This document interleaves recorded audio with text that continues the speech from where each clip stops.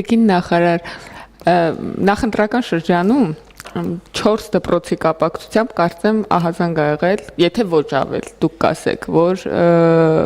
դպրոցի ռեսուրսը, որ նախատեսված է կրթության համար կամ ժամանակը կամ չգիտեմ ինչ աշխավարչական ռեսուրսը օգտագործվել է քաղաքական նպատակներով։ Այս մասին անդադար հիշեցնում են մեր գործընկերները, ինչ ունենք մենք այս թեմայով արված, այսինքն այդ մարդիկ, որոնք կասկածվում են վարչական ռեսուրս կիրառելու մեջ, ինչ է հիմա տեղի ունենում եւ ինչ հետևանքներ կարող են լինել։ Տիկին Ղազարյան, ես նախ բոլորիս պետք է հիշեցնեմ, որ նախորդող տարիներին մենք բոլոր կրթական մակարդակներին վերաբերող օրենսդրությունները փոխել ենք այնպես, նախ որ այդ խնդիրը շատ տեսանելի ձևակերպվել է օրենսդրական մակարդակում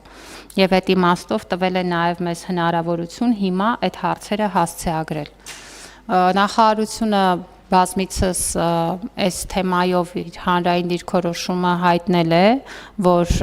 որևէ ուրեմն խախտում չի մնալու առանց հետևանք։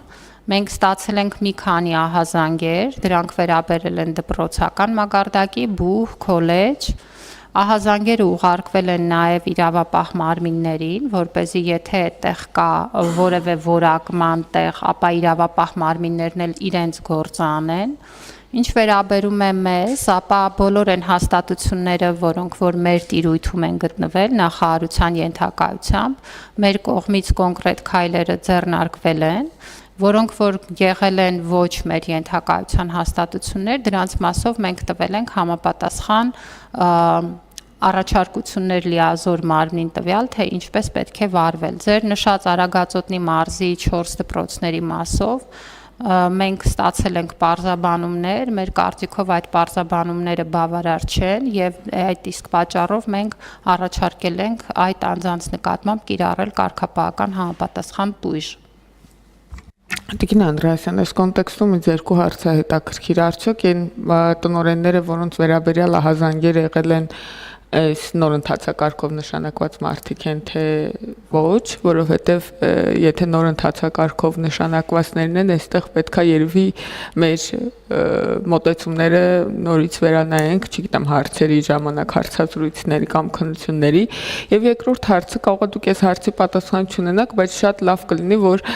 ինչ որ կերպ հրապարակային խոսենք այս մասին, կհիշեք 2017 թվականին, եթե չեմ սխալվում, այդ հետաքննությունը պարզել էր, որ 400-ից ավելի դպրոցի տնօրեններ ներգրավված են ընտրակեղծարարության ընտրական ցուցակներ կազմելու եւ նույնիսկ ընտրակաշառքներ բաժանելու մեջ որոշ դրվագներում։ Արդյոք այն ժամանակվա այդ ցուցակի տնօրեններից շարունակում են աշխատել դպրոցներում, թե ոչ, եւ արդյոք այդ ֆիլտրը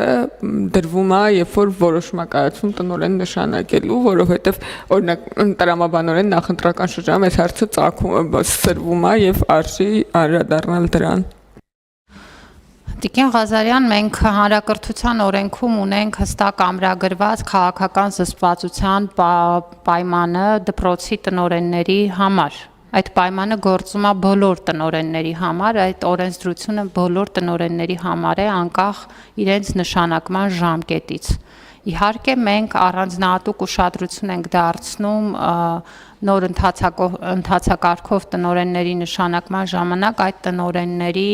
ոչ միայն պրոֆեսիոնալ գիտելիքներին, կառավարման հմտություններին, այլ նաև անձնային որակներին, որովհետև թույլ տվեք ասել, որ այստեղ ձեր մատնանշած դեպքերում ոչ միայն տարաբնույթ այլ հարցեր են, այլ նաև անձնային որակներ, թե ինչ թույլ է տալիս իրեն մարդը եւ ինչ թույլ չի տալիս։ Ես ունեմ վստահություն, որ նման մարդիկ կրթության համակարգում չպիտի աշխատեն, օրենսդրական բոլոր կարգավորումները դրա համար տրված են։ Մենք պետք է հիշեցնեմ, որ 2026 թվականի սեպտեմբերից